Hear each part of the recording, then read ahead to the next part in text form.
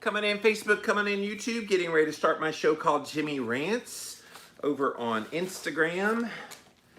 Got a great show in store for you today.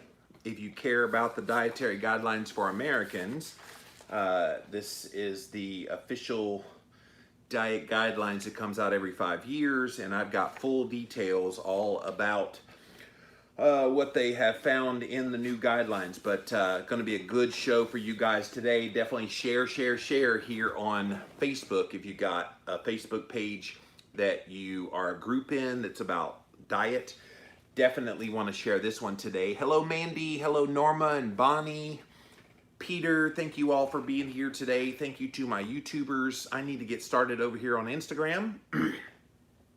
So here we go.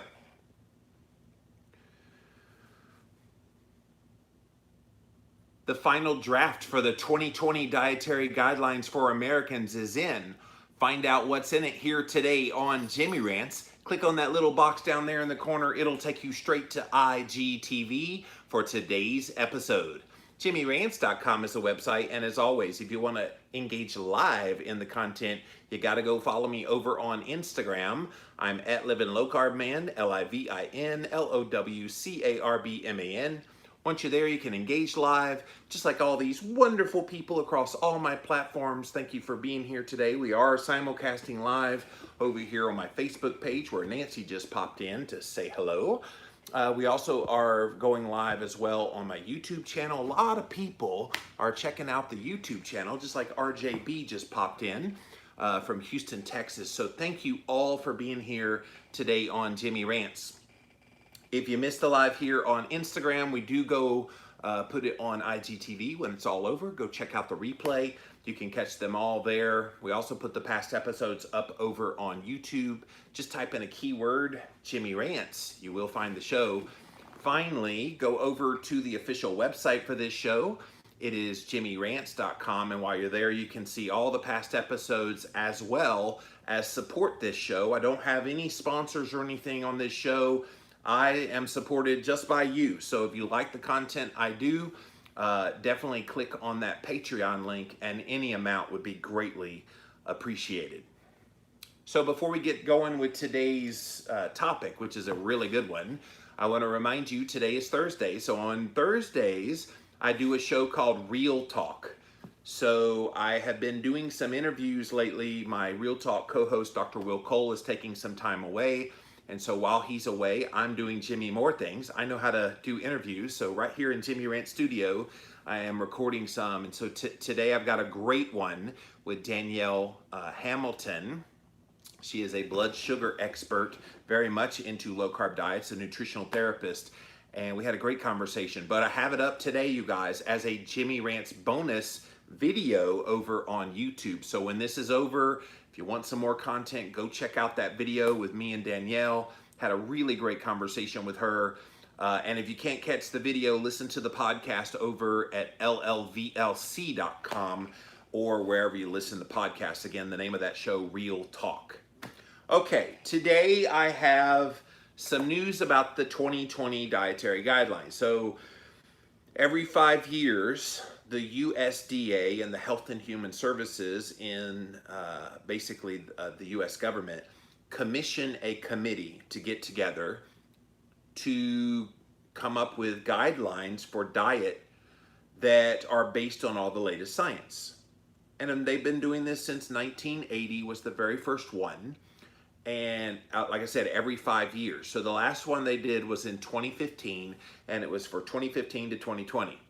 This new one that they've been working on this year is for 2020 through 2025. And so they will announce the final version that will get published and will become basically the law of the land when it comes to nutritional health for the next 5 years. They'll do that later this fall. But they just released, you guys, all the details of what they have in the final draft from the Dietary Guidelines Advisory Committee of what they want to put in there. Now, I've been doing several Jimmy Rants lately about some of the special interests that are involved in helping to shape who gets on that committee. I've also expressed concern that the committee themselves look at the dietary guidelines not as something that helps to treat people who are sick, but they actually had the audacity to say, oh, no, no, no.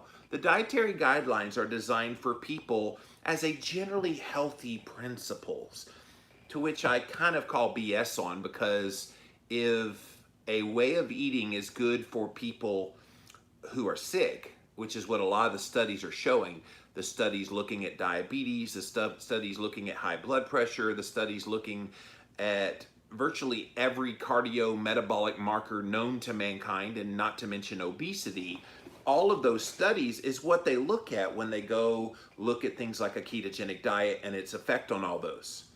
The Dietary Guidelines Advisory Committee said, oh, no, no, no, no, no. We're not going to include any of that because all of that is in relationship to a specific disease, and thus it's irrelevant in a general conversation about health. And I'm going, wait a minute. So you think a nutritional modality that is helping improve cardiometabolic markers somehow is not healthy for the general population just because the general population doesn't have said disease? What about prevention? But I digress. If you just joined us, we're going to go over the details of what is in the final draft of the 2020 Dietary Guidelines for Americans. And there's some probably predictable stuff in here. There's a few unpredictable stuff as well. And one organization, I've got a quote here from them. One organization is extremely happy about this, the guidelines that are coming out, and they are a plant-based organization. If that gives you a little clue as to what I'm about to share with you. Okay, so the U.S. Dietary Guidelines Committee goes after added sugars and sugar-sweetened beverages, the public's health, the growing call for health equity, and our democracy demands far better than national nutrition policy recommendations written by lobbyists on the advice of industry-connected scientists who were nominated by industry trade groups. In part because of the pandemic and government shutdowns, this year's committee failed to reach conclusions on 24 of the 80 topics they were charged with addressing.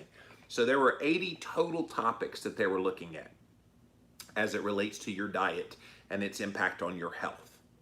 80. They did all but 24.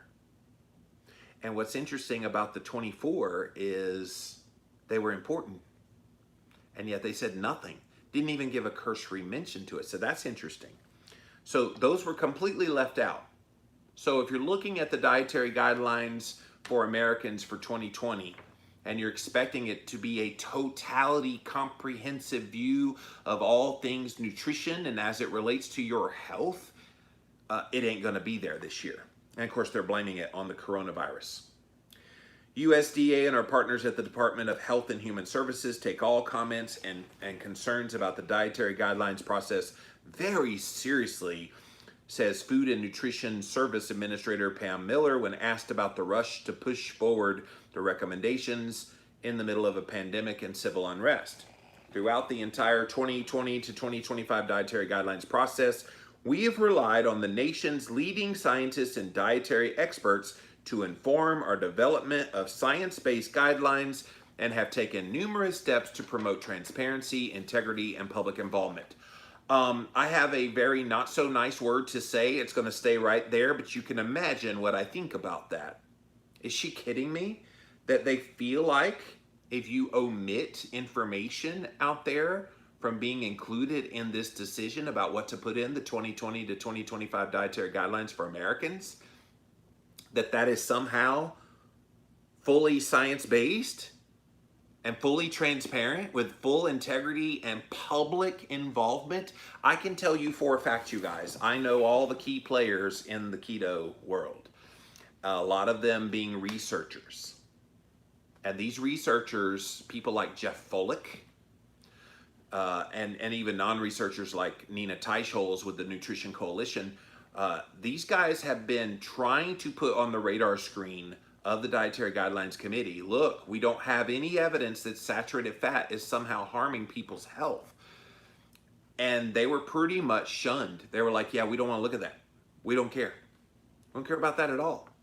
And so they're pretending like they're being transparent, full of integrity, and having public involvement, but they don't want to hear anything that runs counter to what they want to put in there. And this is the problem with the dietary guidelines. People don't realize this. They are not scientific. Because if they were scientific, they would take into account all the evidence and include the evidence even that they disagree with. And if the evidence is contradictory to some other evidence that's in the guidelines, perhaps that is reason enough that if you have strong evidence for one modality of eating and strong evidence for another modality of eating, perhaps offering a multiplicity of choices is the answer. And yet they've never come to that conclusion. All they do is put out these edicts. The Beverages and Added Sugar Subcommittee was unable to get 3 out of their 5 assigned topics done. For added sugars, only 1 of 5 questions were addressed, leaving out questions such as, what is the relationship between added sugar consumption and the risk of type 2 diabetes? They did not answer that question. Or the relationship between added sugar consumption during pregnancy and gestational weight gain. They did not address that one. Big, big questions. And before I get into the details of what's in there, I want to read from a press release, and this is from the Physicians Committee for Responsible Medicine, okay? PCRM. So if you're not familiar with PCRM, they are a major vegan front group. They have been led by Dean Ornish, basically every major vegan that you can think of. And they're not based on any science. They're all about vegan propaganda. Listen to what they had to say about the details of what I'm about to read you here. The Physicians Committee for Responsible Medicine applauds the Dietary Guidelines Advisory Committee for recommending in its scientific report released today that Americans need to avoid saturated fat, avoid cholesterol, and red and processed meats, and instead focus on carbohydrate-rich plant-based foods for optimal health. Are you getting a vibe for where I'm going with this today? When PCRM, a major vegan front group, comes out and is extremely happy with what they did, you know what's in the guidelines is not going to be good. But the doctors group faults the DGAC for failing to warn about dairy. So they get all of this other stuff. Avoid fat, avoid cholesterol, avoid red meat, avoid processed meat, eat lots of plant-based foods, but then they're upset because they still eat dairy. And that's one of the points you're going to see here in a minute. They did include still eating full-fat dairy because there's plenty of evidence that shows that's healthy for you. But this group, PCRM, says the leading source of saturated fat in the American diet is dairy. It's going to increase the risk of heart disease and all these health conditions. They're not going to be happy until the whole world is vegan. You guys know that, right? You know that that's their modus operandi with all these things I've been sharing with you about making a 3D steak the other day and a Jimmy Rants. The Beyond Meat burgers, all this is designed to try to get everybody to be vegan. The Dietary Guidelines Advisory Committee recommends dietary patterns that provide the majority of your energy from plant-based foods. Things like vegetables, fruits, legumes, whole grains, nuts, seeds, protein and fats from nutrient-rich food sources, which are not apparently meat because they don't like that, and limiting the intake of added sugar, solid fats, and sodium. They finally got it right, says this vegan front group, PCRM.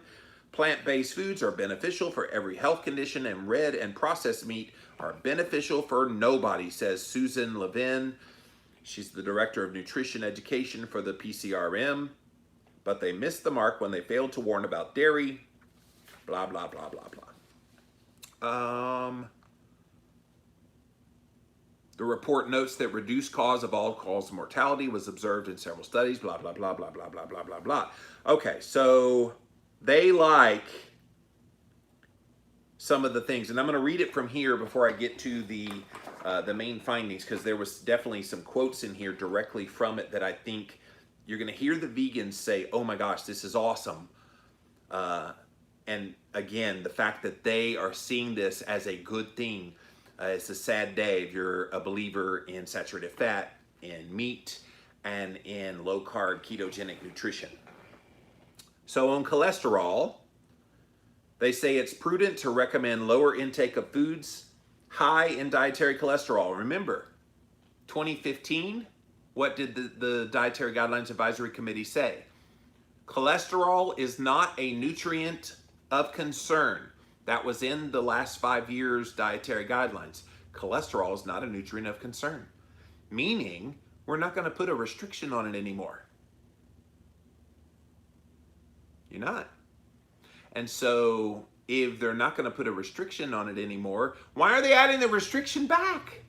What has changed in the science in the last 5 years?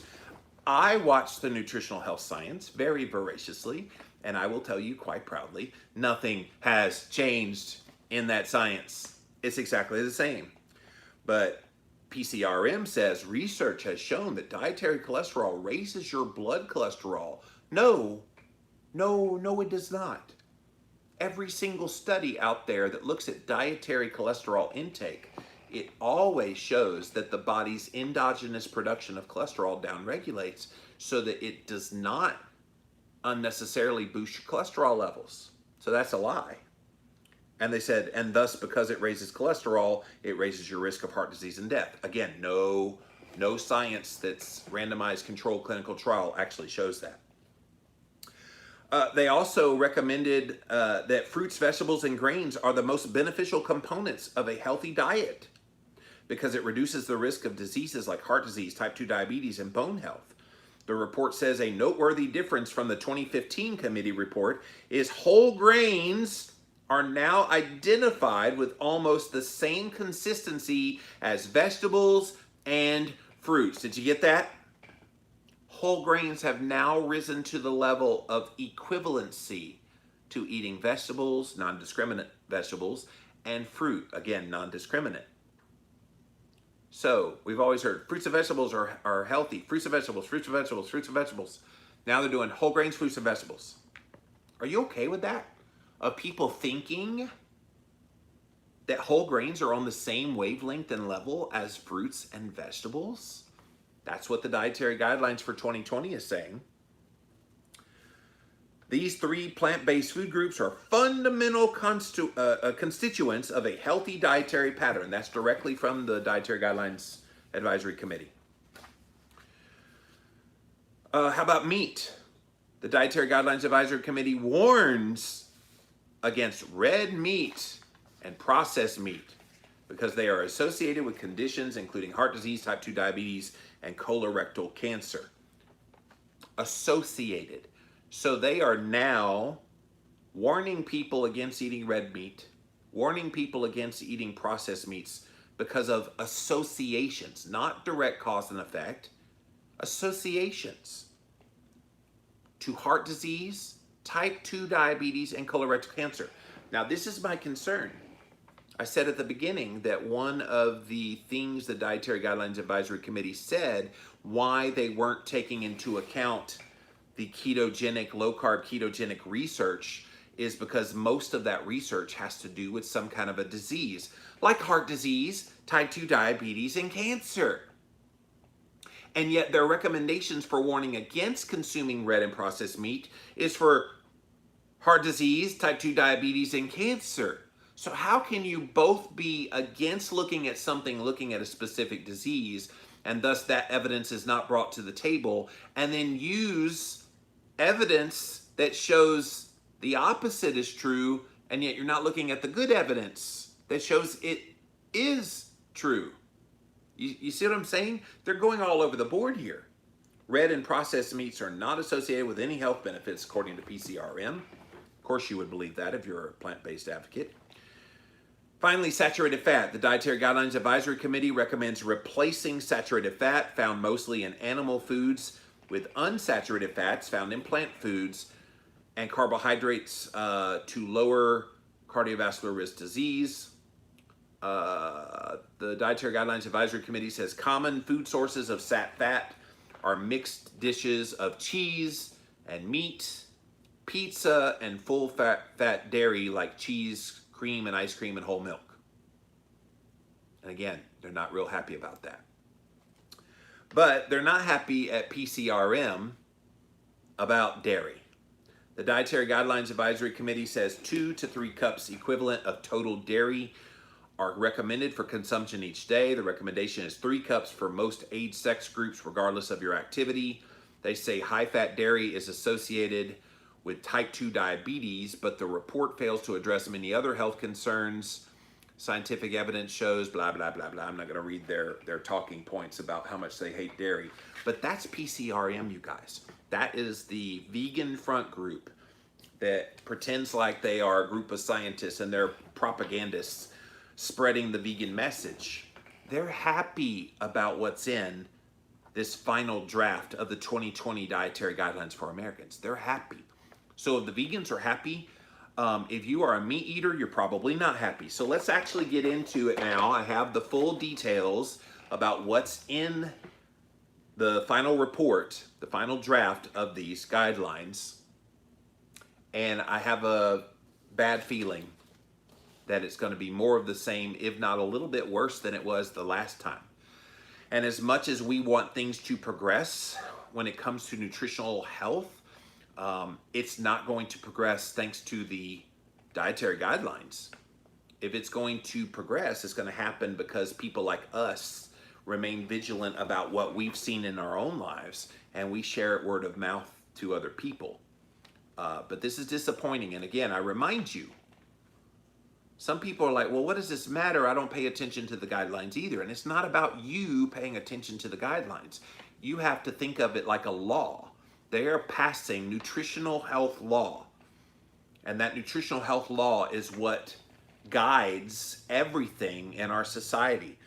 Those school lunches that your kids are forced to eat, the reason every single food is on that plate is because of the dietary guidelines. It's got to have all the parameters of the guidelines right there on that school lunch plate. So if you're questioning why they put bread on your kid's plate, or why they have a starchy vegetable on your kid's plate, or why they limit meat on your kid's plate, that's why. It's the dietary guidelines. If you're a member of the military and you go to the commissary to try to pick up food, the food that is available for purchase there is based on the dietary guidelines.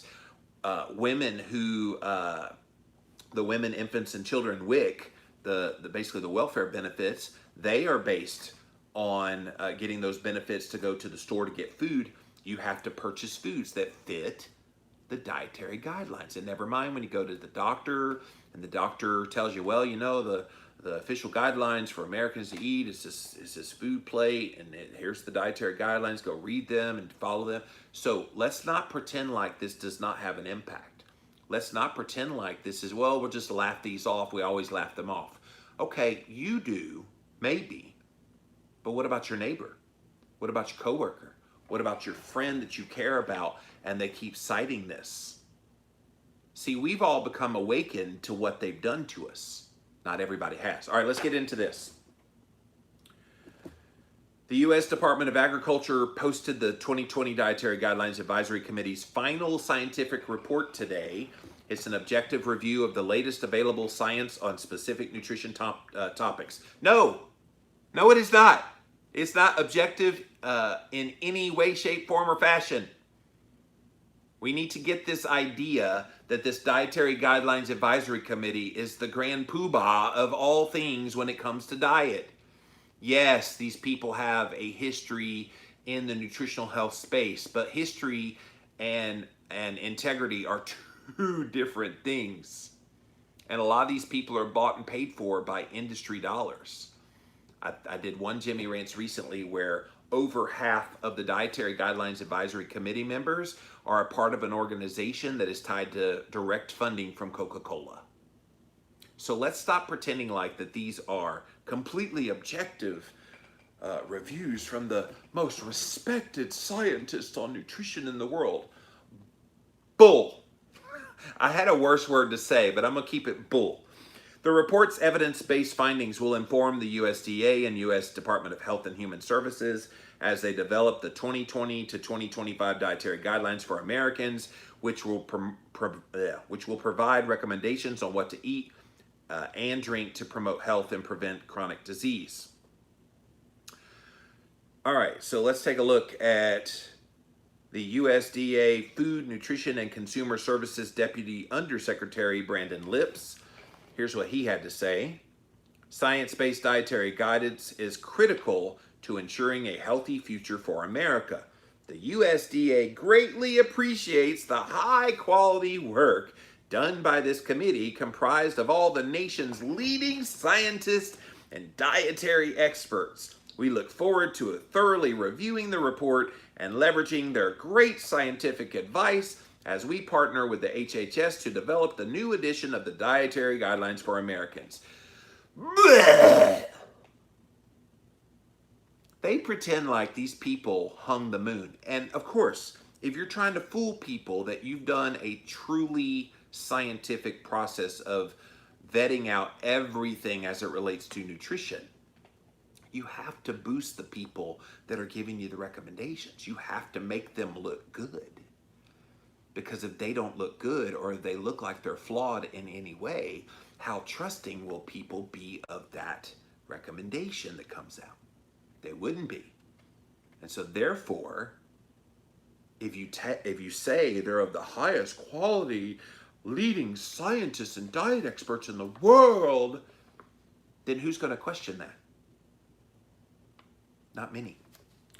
The USDA and HHS are accepting written public comments on the committee's final report through August 13th. So after you watch this Jimmy Ranch, you will have an opportunity to go and basically give your input. Dietaryguidelines.gov, I believe, is the website, and they're taking comments through August 13th, 2020. Can I tell you, though, as someone who actually testified before the committee in 2010, the 2010 guidelines, so 2 guidelines ago, it was nice to get it out. It was nice to go ahead and share my thoughts and my input as an American citizen to them. But it didn't make a hill of beans difference. I think they have their mind made up long before this committee, this advisory committee, goes through this like mock process of observing the science. I don't think they give a crap about the science. And I know Nina Teicholz at the Nutrition Coalition. She's banging her head against the wall. And a lot of these people, a lot of the researchers in like the keto and real food space have been showing all the science when it comes to saturated fat and meat intake and all these things, and they just don't care. And I think the sooner Americans realize the irrelevancy of these guidelines and then push for the guidelines to be not necessarily having such a heavy hand over things in our society like school lunches. Like if you're a parent of a kid in public schools, don't you want those kids to be able to have access to food that is nutrient dense and healthy and makes them good students when they learn? Of course you do. Right now you're handcuffed though because the USDA dietary guidelines don't permit them to serve anything that's not in those guidelines, so that matters. The public is having an opportunity to provide oral comments on the report to the department at a public meeting on August 11th. So I wonder how that's going to work in the midst of the coronavirus outbreak. Is that in DC? Like when I testified, I went to DC and there was about 80 something of us from around the country, most of which were like industry people. And there was 2 like average everyday people. I was one of them. And the other one was a mom who just happened to be coming through with her family. And she said, hey, I want to testify. And so she was the very first speaker, and she was all about, we need to be pushing real food. What are you doing? All this other stuff doesn't make sense if people aren't focusing on real food. I was like, you go, girl. So yeah, I mean, they're going to accept the oral, but again, to what end?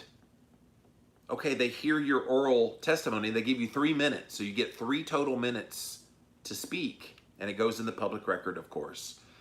And then they move to the next 3 minute, the next 3 minute, the next 3 minute until all the oral presentations are done. But then nothing changed. Nothing changed about what they wanted to do. So I don't know if you're wasting your time and your effort and putting yourself at risk getting out there in the midst of coronavirus. It's just such a shame that they can't be more genuinely scientific. Okay, so let's get into this, you guys.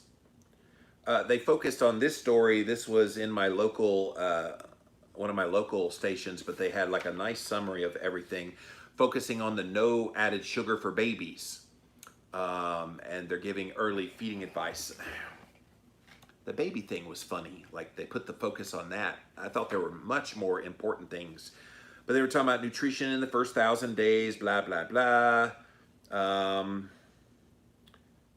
Marion Nessel says these advisory groups' recommendations are enormously influential, which is why I'm talking about them here today. They govern food assistance programs. They have an influence over food industry marketing, and that's true. Look at what happened after the 1980, the very first dietary guidelines came out. What did we have in the food industry in the 1980s? A robust low-fat diet. Basically, boom. That's when the low-fat diet products came crazily out there. So these do influence it. Oh, if it's in the dietary guidelines, they can put like a little USDA symbol. Oh, this is like approved by the USDA. And of course, what's the USDA? United States Department of Agriculture. So why wouldn't they include grains alongside vegetables and fruit? And why wouldn't you vilify the biggest opposition to that, which is meat? Also influence the actual guidelines and food advice for the public, because the public hears this stuff. And again, your doctor will say, well, you know, the dietary guidelines say, and how can you refute that? All right, so Nessel says this is an impressive, solid, conservative review of the existing science. No, Marion Nessel, no, it was not. At the outset, I was concerned that they might be influenced by food industry. Yeah, no kidding. And let's not kid ourselves. The food industry is having a powerful influence over these guidelines. She might think that they didn't have any influence, but again, I'm going to remind you in case you forget. Over half of the Dietary Guidelines Advisory Committee is a part of an organization whose primary funder is Coca-Cola. So let's stop pretending like there's no bias from the food industry. I'm so sick of that argument. It's almost like they're trying to cover it up and they don't think we can think for ourselves. They haven't run into Jimmy Moore, because I can think for myself and I can see plain as day when there is bias, and there's huge bias. The bias does not show up in the final report. I think this committee deserves much praise for producing a report of this quality under all the circumstances with the coronavirus. Yeah, let's do like victory laps, that we once again fooled the general public into thinking we did something good when we did nothing of the sort. One key message is in the 2020 infant recommendations, no amount of added sugar is okay. Avoid foods and beverages with added sugars during the first 2 years of life. Why just the first 2 years of life? Why not avoid added sugars the rest of your life? Like, what value does added sugar? I hate that phrase added sugar, by the way, because added sugar makes it sound like, oh, this thing doesn't have any sugar in it and we just added sugar. What they're not telling you is added sugar is on top of the sugars already in the food. So fruit, for example, like a banana, has 29 grams of carbohydrate, almost all starch and sugar. That would not be an added sugar. But they act like that sugar that's in there, never mind the added sugar, there is none, but they act like that sugar doesn't have any effect on you at all. It's got a profound effect on your blood sugar and your insulin, your inflammation, and all these things. It does. All right. So they talked about don't drink sugar-sweetened beverages when you're a baby. Added sugars are used in processed foods and beverages to sweeten. They differ from the natural sugars that are part of a piece of fruit or glass of milk. Okay.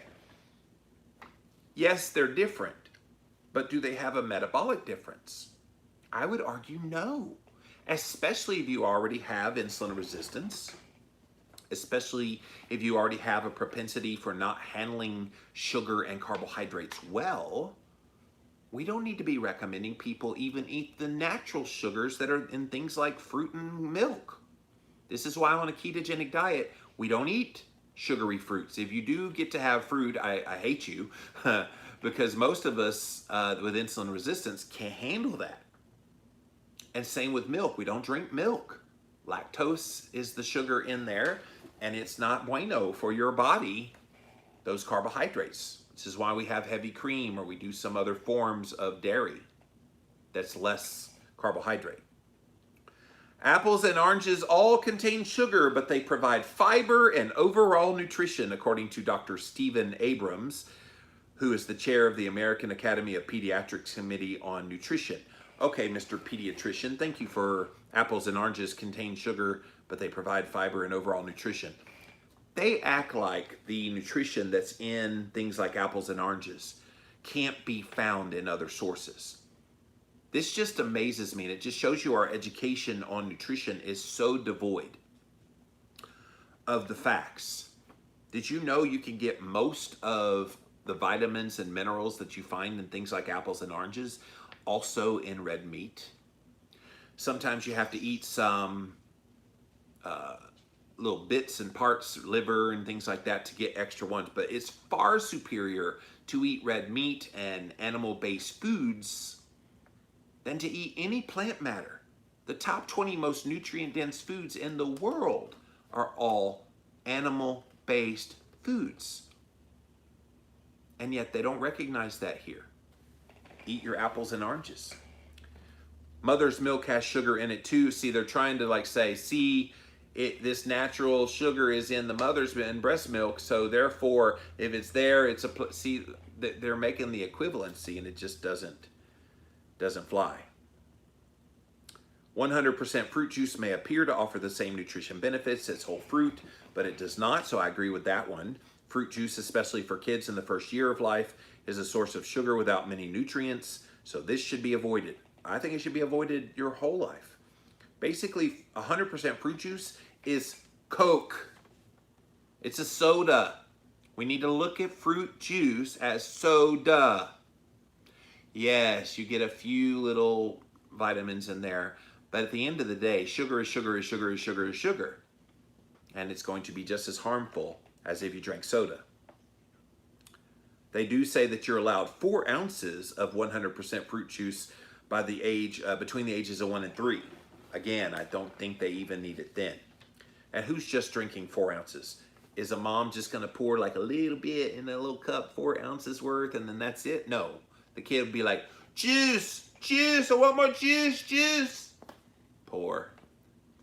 Juice, juice. And before you know it, the kids had 10, 12 ounces of juice. The committee found that nearly 70% of added sugar intake comes from 5 categories.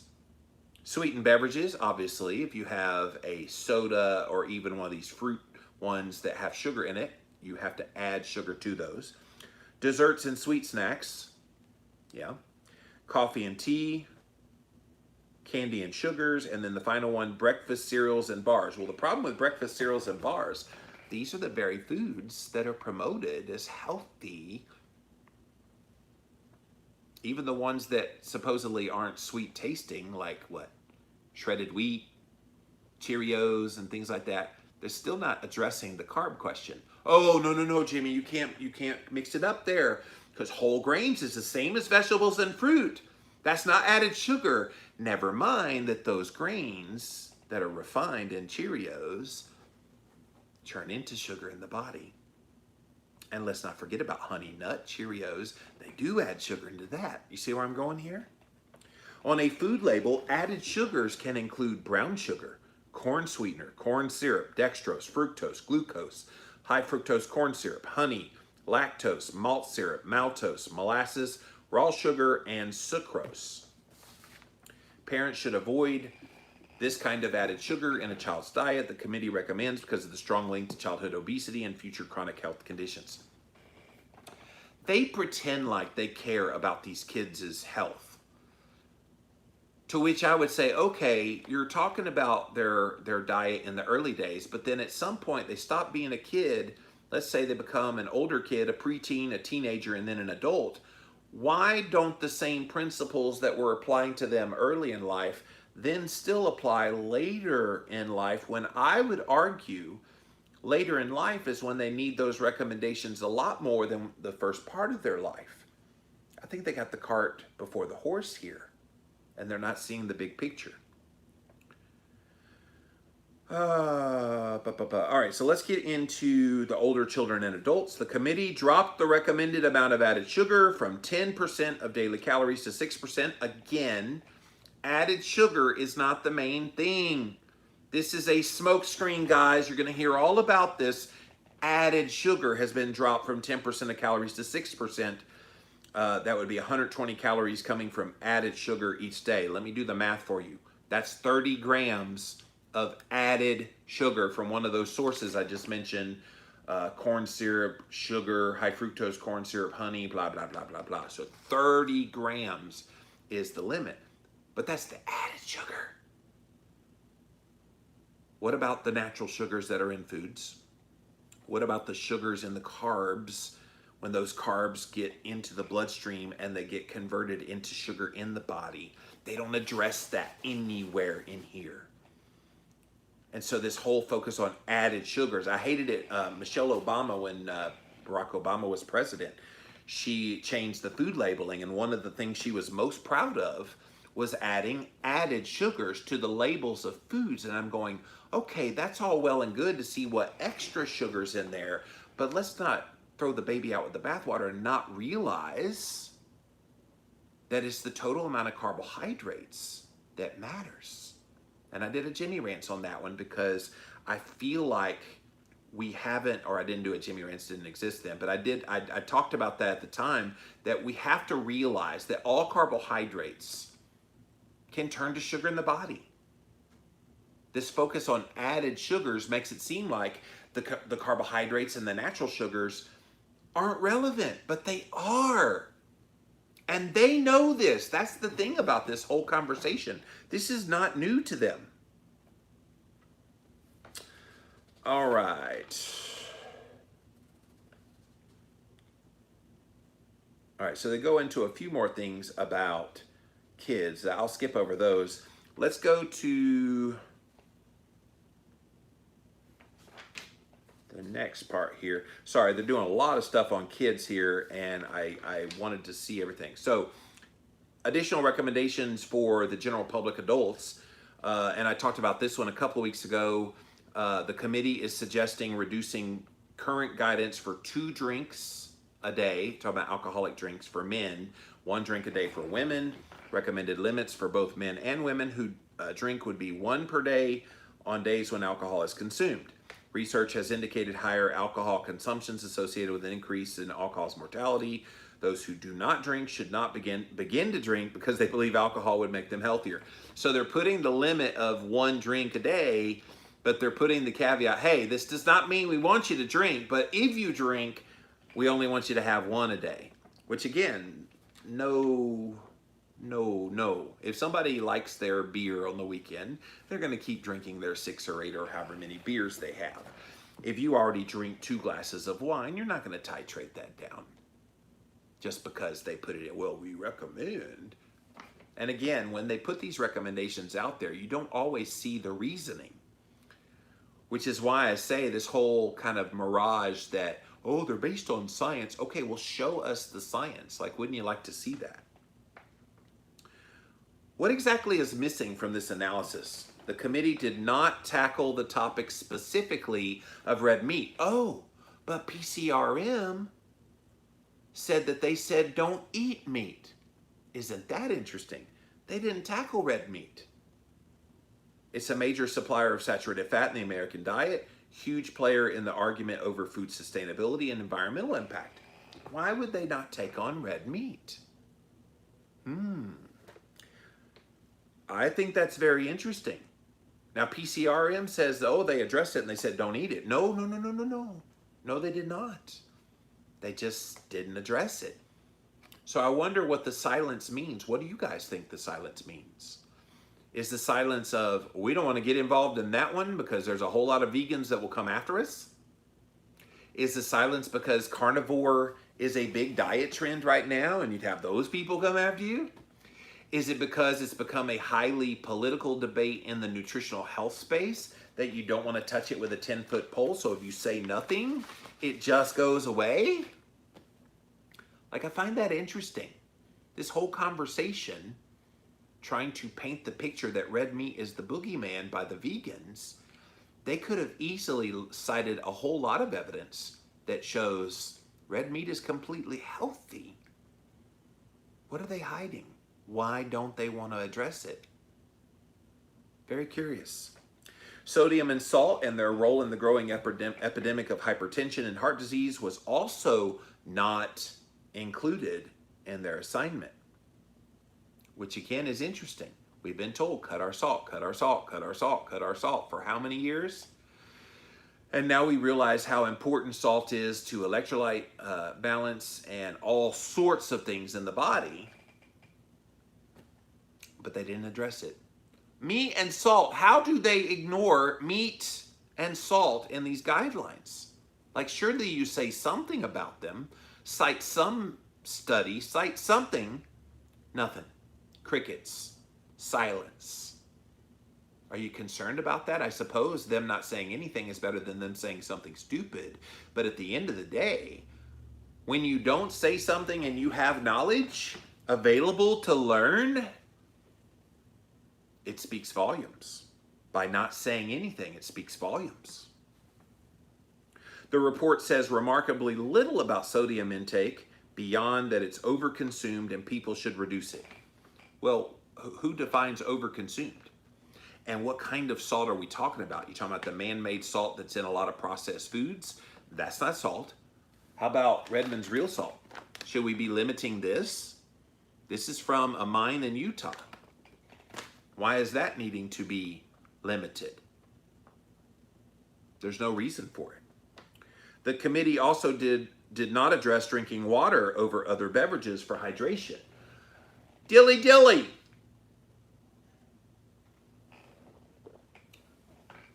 Why would they not focus on basic items? Meat, salt, water. What did I just describe? These are the things they did not address in the dietary guidelines. Meat, salt, water is the carnivore diet. Do you think they were trying to avoid it? I wonder if they hope by 2025 the carnivore diet movement has trickled along and people aren't doing that fad anymore. Have they made us all vegan yet? Yeah, let me know when they've made us all vegan, and then we can start talking about the bad stuff about meat, salt. Don't doubt me on this one, guys. Them not addressing it is them hoping that all the forces at play trying to make us all vegan is going to go into place. Just you watch. They did not touch on the need to limit the American fascination with overly processed foods. How can you not tell people, don't eat junk food and eat real food? How hard would that have been to put in the dietary guidelines? I would dare say, make the very first line that people read when they're reading the dietary guidelines for Americans, make the very first thing they see, oh, above all else, eat real food. I wonder if we could do that. I wonder if we could put out rational dietary guidelines for Americans. We could come up with that. Those of us in the Jimmy Rants family, you guys could help us create this one-pager edict of how to eat and guidelines that would guide Americans on what the best way to eat. And the very first thing all of us would absolutely agree on is eat real food. Why can't they do that? Ultra-processed is the new way of talking about foods that should not be consumed regularly or in large amounts. Tons of evidence has come in within the last 5 years. Oh, we've had tons of evidence on ultra-processed foods for much longer than that. The word does not appear in the report except in references. So they don't even talk about ultra-processed food. I call it crappy garbage. I call it food like disease agents, but it's just junk. Devoid of any nutrition whatsoever. Is just basically nothingness, and people eat it on a daily basis. If the committee considered all the evidence, it did not spell it out explicitly, talking about on the processed foods. Those issues aren't addressed, critics say, because the independence of the 2020 Dietary Guidelines Advisory Committee was removed by the federal government. Ooh, did you know that? This year was the very first time the Dietary Guidelines Advisory Committee was independent of the USDA and the HHS. But again, independent, what does that mean? It means that the USDA and HHS was able to set the scientific agenda. This is what we want you to look at, but they didn't necessarily say, this is how you do it. And yet they still came to all these conclusions. I wonder if that was to address people like me and others who say, well, it needs to be apart from the federal government. And so they did. And yet they didn't. Not only do they need to make the Dietary Guidelines Advisory Committee apart from the government, they need the whole damn thing apart from the government. Because until it is totally autonomous from the U.S. Department of Agriculture, then we're never going to see don't eat grains. We're not. Why would the Department of Agriculture shoot themselves in the foot? Their sole purpose is to be an advocate for agriculture. While we don't know if the committee would have considered other topics like sustainability, meat, sodium, and ultra-processed foods, and getting the committee's take on these issues would have been a big help, but they didn't. I think that's the big take-home I want you guys to remember in this final draft of the 2020 Dietary Guidelines for Americans. They chose to punt on some of the most important topics that they could have addressed. They did. They punted. They didn't want to mess with it. They totally said, yeah, meat, yeah, we're not getting involved in that one. That one's a hot potato because the vegans will come after us no matter what we say. The carnivores will come after us no matter what we say. Yeah. I'm disappointed. And you should be too. We deserve better. And again, this does not affect us in our individual choices. We all choose to eat the way we want to eat. But the tentacles in our society that these 2020 to 2025 dietary guidelines are going to have ramifications for many years to come. All right, I want to see what you guys have to say over here on Instagram. Then we'll come over to Facebook, finally over to YouTube. Thank you all for being here today on Jimmy Rants. JimmyRants.com is the website. Temple says, can't wait for this. Well, I'm glad you're here. Thanks for being here today.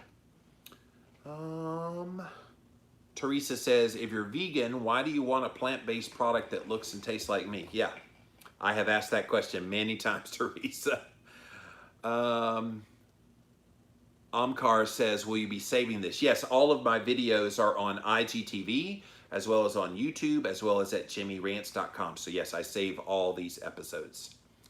Teresa says, looks like 50 years of bad science is going to continue. Yeah, it really is. And for the past 40 years, they've been codifying that in the form of dietary guidelines for Americans. And it's propaganda. Bonnie says it's veganism at its finest. It's unfortunately. Mom Needs Coffee says, I'm very disappointed. Yeah, I stopped being disappointed. I'm turning my disappointment into anger. And the anger into passion. Because we can say, oh, they did it again. Look, there's more low fat. Oh, I'm so disappointed. So disappointed. So disappointed. You can only do that for so long. Now keep in mind, I've been at this since 2005 was when I started the Atkins diet. So I've seen 2005, 2010, 2015, now 2020. This is 4 cycles of this that I've been through. And really from that first time I was looking at them until now, not much has changed. In fact, all the good stuff that happened 5 years ago, like dietary cholesterol is no longer a nutrient of concern, that's gone now. They're back to looking at, oh, you need to limit your cholesterol again. Again, no evidence to support that. Pink Piggy Pundit says, I downloaded the report. Yes, go over dietaryguidelines.gov. You can get the full report if you want to see all the little dirty details in there, but it's bad. And they lowered the saturated fat intake to 10% or less of your calories. I mean, They're causing harm, and they don't even realize it. And all at the altar of appeasing these food companies. Cariana says, I think the scientific evidence is at least decent that no amount of alcohol is safe. Yeah, the alcohol one is definitely controversial. Linda says, had so many interruptions that I'm going to watch again. Well, I hope you do watch the whole thing, and thank you for being here. All right, Instagram, thank you for that. Let me pop over here now next to my Facebook page. What's up, Facebook? How you guys doing? All right, let's see what you guys have to say.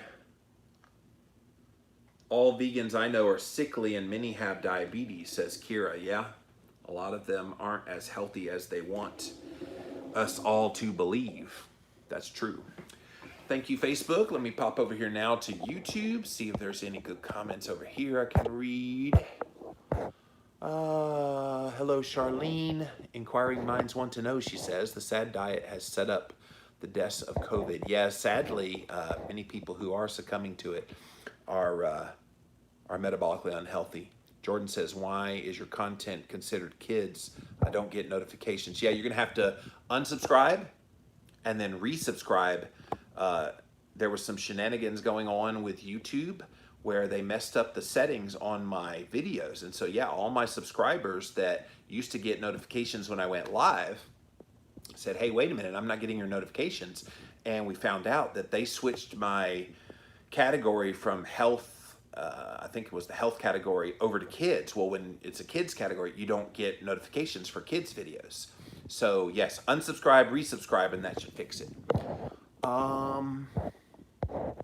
Craig says, ever try using a food label to reverse engineer and compare against dietary guidelines? I'd be interested to know what the carb total recommendations is per day versus what the labels suggest. Yeah, I don't know that they're giving a carb total amount for the day in the dietary guidelines, but they definitely are pushing a high carb diet. Now what that is, I don't know, but that's a good thought. What you're saying is comparing it to what the USDA dietary guidelines are saying. I bet a bunch of them are close. They're all cheap processed foods. RJB, just think about what each of us will be fed if we end up in the hospital or in assisted living. Oh, I'm gonna have somebody bring me food if I'm in the hospital, and God forbid I go in a nursing home someday. Yeah, just try to feed me crappy garbage. Don't you know I wrote Keto Clarity a million years ago? Misfit says, I began homeschooling last year. One of the main reasons was the schools really don't want food from home. It comes out of in their policies. Oh, I'm sure that's happening for sure, because the more mouths they feed, the more government assistance they get. Yeah, I was concerned about that when I heard like parents talk about, oh yeah, they don't like it when you bring food from home, and plus you got the whole liability thing of what if they get sick, blah blah blah. But yeah, if they don't give you good food at school, what else does a good parent have to do? They have to send their kid good food. Like, what if you're a carnivore dieter, a keto dieter, and you don't want your kids eating all that junk that they serve at the school lunch? Are you forced to make them eat it just because the dietary guidelines guide those lunches? I don't think so. But I have heard stories of parents telling me that they'd go to school and they'd walk by tables, and if kids did not eat their bread, they forced them to do it. Well, the dietary guidelines, we got to follow the blah, blah, blah. Oh, you didn't eat the starch, blah, blah, blah, blah.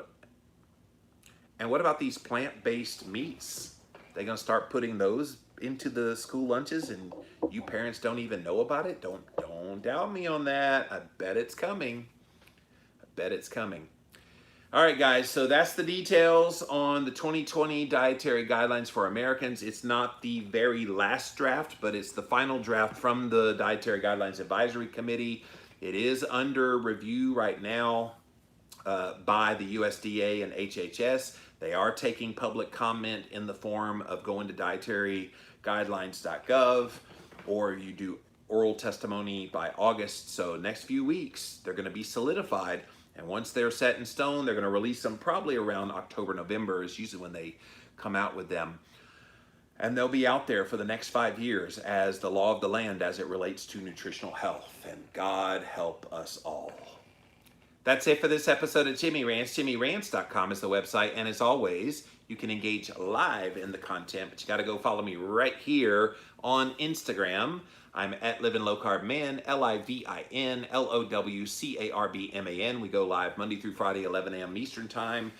So be there, be square. I do have some people telling me they don't get the notification. So I'm always here, 11 a.m. Eastern Time, Monday through Friday. So just come on to Instagram and I should be right there. We also simulcast over on my Facebook page as well as on my YouTube channel. Thank you all for being here today. Watch the replay on IGTV. We also have it up over on YouTube. Type in a keyword, Jimmy Rants, you will find the show. And don't forget, over on YouTube, we got a bonus episode, Danielle Hamilton today. Go watch it over on my YouTube channel. Finally, go to JimmyRants.com. It's the official website for this here show. And if you like what we do here, definitely click on the Patreon link, and any donation of any amount would be greatly appreciated.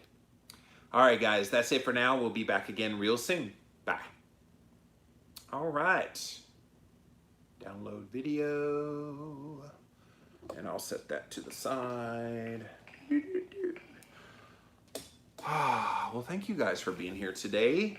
I am thinking of starting a Jimmy Rants Facebook page because all you guys are on my Jimmy Moore Facebook page, and unfortunately it caps it at 5,000 people, and I would love to get a lot more than that for Jimmy Rants, because my ideal is to maybe start a Jimmy Rants Facebook page, go live straight from the Jimmy Rants Facebook page. I get a little more interaction from you guys than I do on Instagram. Not that I don't love Instagram, I do, but I get a little more action from you guys here. I get great action from YouTube. I would probably consider YouTube for this, but unfortunately it's hard for me to get the comments. It's very tricky on the iPhone. Now, I've been told that I could do like a computer to the side that would let me see all your comments as they're scrolling. I know some people that do these really fancy schmancy. I got a big screen that has all the comments scrolling, so they see comments come in as they come in. I'll come up with some kind of a setup, but I get good engagement from both of you guys, more so sometimes than I do Instagram. And so I'm thinking of moving it. It's not going to be anytime soon because we're still going to build the infrastructure, but when the time comes, we will definitely invite you to go like the Jimmy Rants Facebook page. So that's something that we want to work on and get out there, continue to evolve and make this better. So yeah, just thought I'd let you guys know that, give you guys the first scoop on this. So yeah, that's that. But thank you for being here today. Tell people all about what they're doing in the dietary guidelines, and let's raise a ruckus. Right? All right, let me get off of here for now. Thanks for watching today. Bye. Bye, YouTube.